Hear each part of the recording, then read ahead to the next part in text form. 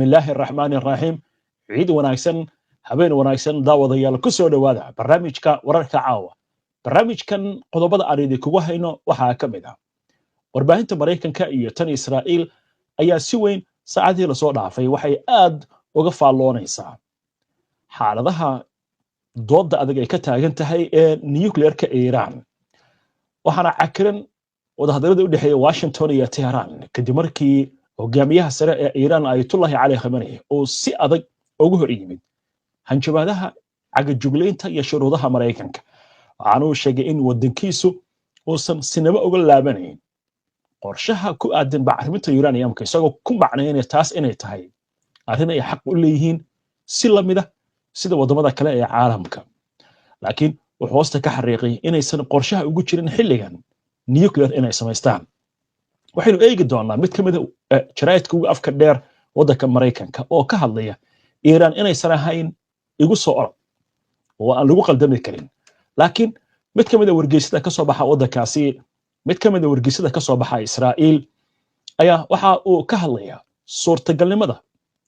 in Netanyahu uu ku tilmaamay nin waalan oo hogaaminaya Israa'iil inuusan ku dhici karin Iran inuu weeraro inkastoo uu ku celcelinayo hanjabaadahaasi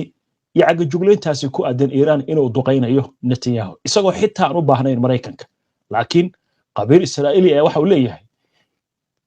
Israa'iil kaligeed kuma dhacdo inay weerarto Iran haddaba wararkii ugu dambeeyay amuurahan iyo waxa laga qoray iyo khibrada Israa'iiliyiinta iyo kuwa Mareykanka waxay ka yiraahdeen iyo mowqifka Iran ayaan barnaamijkan ku lafaguri doonaa Maxamed Cadeeh oo soo akhriyay macluumaadkan ayaa qadka ku jira Maxamed waanu imaan doonaa foreign policy warbixinta ay qortay ee Iran inaan lagu ordi karin ama lagu dadegi karin ay kaga hadlayso laakiin aynu eegno wargeyskan Haaretz macluumaadkan uu qoray ee ku aadan Netanyahu inkastoo nin waaran uu yahay sida hadalka uu dhigay wargeysku haddana inuusan ku dhici karin Iran inuu weeraro nin aqoon-yahan ah oo Yahuudda Mareykanka ah Albert Einstein la yiraahdo ayaa waxa uu qorayaa waalida in aad wax isku mid ah mar walba samayso oo aad filayso natiijo kale in uu ku xiriirinayo ama sax ha noqoto ama khalad ha noqoto waxa Israa'iil sameynaysay 10 sano ee ugu dambeysay gaar ahaan intii uu hogaamiyaha ahaa ama ra'iisul wasaaraha ahaa Benjamin Netanyahu sida lagu qoray wargeyska Haaretz nin la fagura arrimaha militariga oo Yossi Melman la yiraahdo ayaa asna ku waramaya in Israa'iil ay ku celceliso inay ku hanjabayso inay weerar ku qaado kaabayaasha nuclear-ka ee Iran dhaqankaas ayaa waxa uu noqday baa leeyahay mid ay ku soo celceliso xaaladaasna waxa la leeyahay way soo dhowdahay mar kasta oo ay laga gudbana waa la soo nooleeyaa haddii sidaa la yeelo ayuu sheegayaa ninkan la fagura arrimaha militariga Israa'iil inay doonayso in ay hal fariin oo asaasiya dirto fariintaas oo ah in Israa'iil in aynan u ogolaanaynin Iran in ay samaysato hub nuclear taana waxaa daba socda erayadeedana waxaa daba socda ficilo sida uu hadalka u dhigayo ilaa iyo dhowr toddobaad ah diyaarado xayn ah oo kuwa dagaalka Israa'iil leedahay ayaa waxa ay sameynayeen layli meelo dhow iyo meelo fogfogba iskuna dayay in ay sameeyaan dholotusyo ay bambooyin iyo gantaalo ku ridayaan waa gartay muxuu qoraagu ka sheegayaa dadaalka dhanka diblomaasiyadda ee Israa'iil ay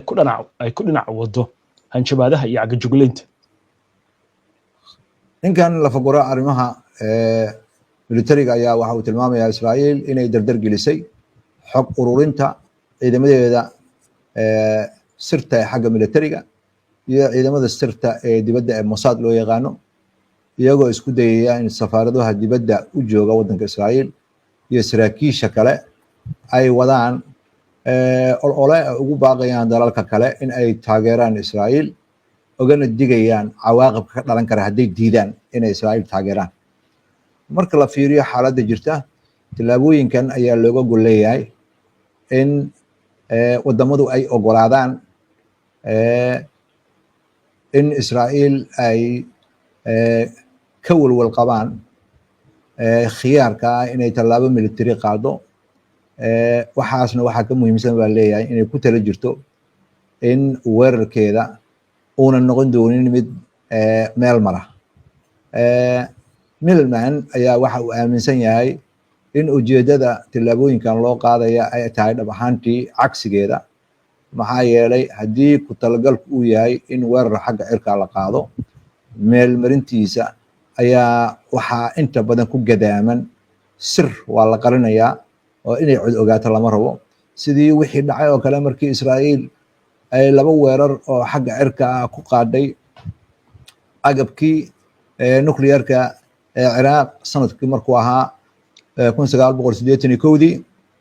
iyo midkii Syria oo ay ku qaaday sanadkii 2007. waa gartay qoraaga markuu leeyahay Netanyahu waa nin iskibrinaya laakiin aan awood lahayn, muxuu ula jeedaa ama taageero aan haysan? weerarada xagga cirka ee lagu qaaday Ciraaq iyo Suuriya kadib markii ay ra'iisul wasaarayaasha ahaayeen Menachem Begin iyo Ehud Olmert ayaa isku afgartay mid walba xilligiisa sida uu maqaalkani lagu tilmaamayo in tilaabada duqeynta ahayd mid geesinimo ah, hogaamiyaal waxtar leh inay ahaayeen marka la fiiriyo taariikhda Israa'iil. Saacadii marka la barbar dhigo Netanyahu oo mar walba si kibir la oga hadla inuu tilaabo qaadayo falkiisan uu yar yahay markii dhab ahaan la eego.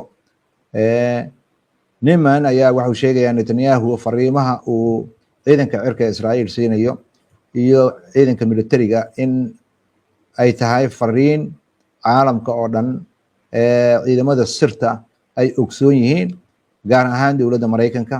oo ay indhow ku fiirinayso Israa'iil waxa ay ku tala jirto. Netanyahu markay ugu yaraato 3 goor ayuu amar waxa uu ku bixiyay ciidamada ku siiyay ciidanka cirka inay isu diyaariyaan in ay Iiraan kaabiyaasha nuclearka weeraraan. mar walbana fariimahaasi waa laga noqday. sababahana waxaa lagu sheegay wasiirka gaashaandhigga markuu ahaa Ehud Barak 2008 iyo 2009 waa laga noqday arrintaas. mar kalena madaxii ciidamada sirta Israa'iil Meir Dagan isla markaasna abaanduulihii xilligaasi Gabi Asqalani ayaa iyadana baajiyey. waa gartay intaa marka laga tago Israa'iil waxa leeyahay isku day ayuu Netanyahu wadaa oo ah in dagaal uu qaado, laakiin xitaa hub ku filan ma haysto. qoraagu halkaas muxuu ku faahfaahiyay?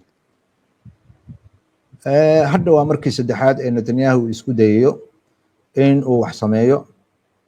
gurbaano dagaal ayuu garaacayaa, wuxuuna u muuqdaa in uu diyaarinayo inuu weerar military qaado. inkastoo ciidanka cirka aynan haysan bambooyin ku filan oo ka dusi kara buuraha waaweyn ee hoostooda la dhigay kaabayaasha,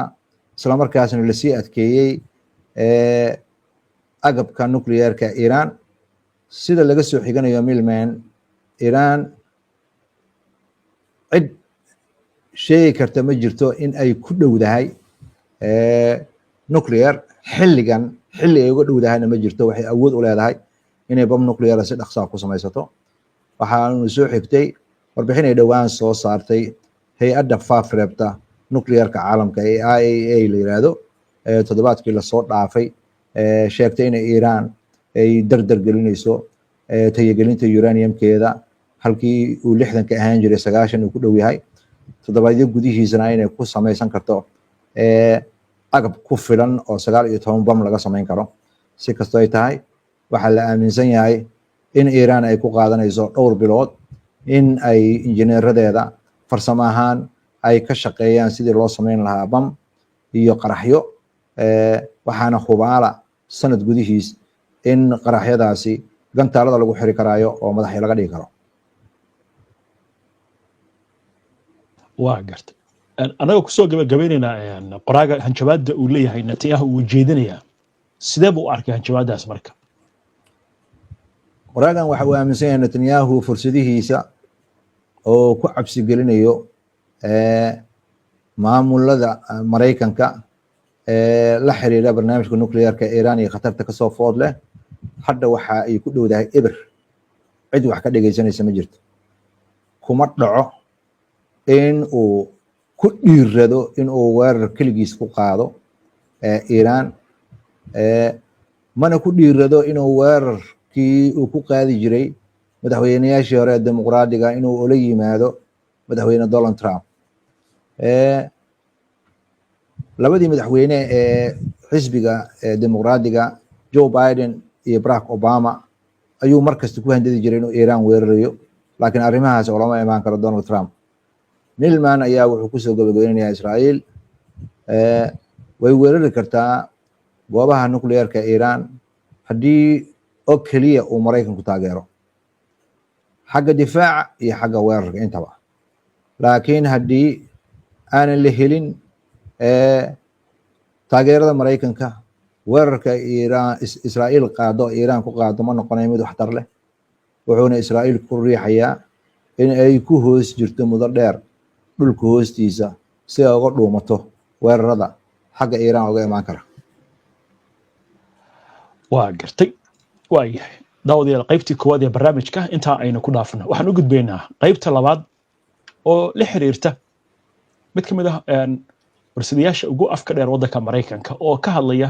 Iran inaan lagu dedegi karin oo aysan ahayn daciif isla markaasna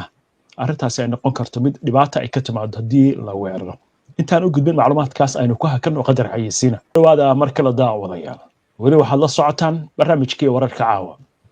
hagaag maxamed foreign policy ciwaankan ay sheegayso in Iran aysan ahayn mid daciif ah maxaa ku cad iyo khibrada maxay ka leeyihiin bal hadda inoo bilow wada hadallada arrimaha nuclearka Iran ee hadda u socda Mareykanka iyo Iran waxaa laga yaabaa inay dhicisoobaan markaasna ay dagaal noqoto haddii Iran laakiin Iran baa leeyahay ma aha inay u tabar daran tahay siday u muuqato oo sida uu qoraagan hadal ku dhigayo waxa uu leeyahay cawaaqib ka dhalan kara dagaal ayaa waxa uu yahay wax aan la saadaalin karayn Muhsin Milani oo professor ka ah cilmiga siyaasadda ka dhiga jaamacad ku taala gobolka koonfurta Florida ayaa waxa uu sheegayaa wadaxaajoodida hadda socda ee Mareykanka iyo Iran u dhaxeeya ayaa rajo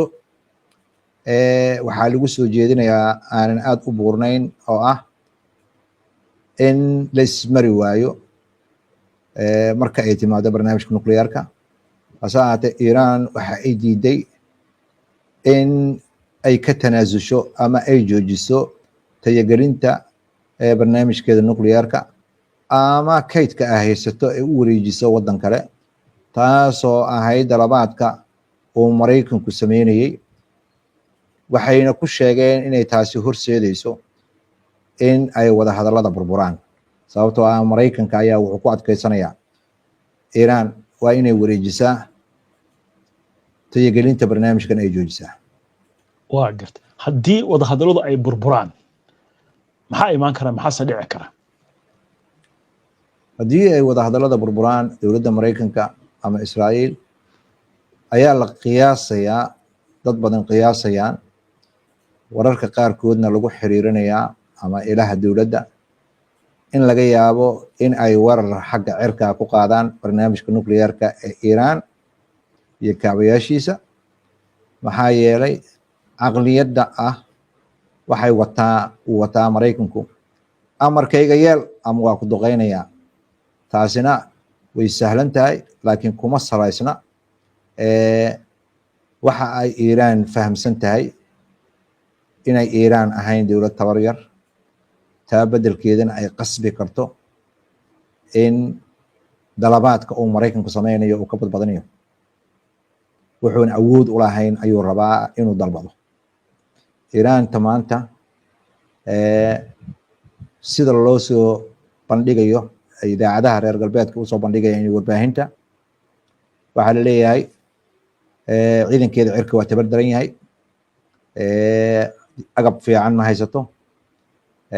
dhaqaalaheedu aad buu u liitaa cunaqabatayn baa muddo badan lagu hayay siyaasad ahaan waddanka gudihiisa khilaaf ayaa ka jira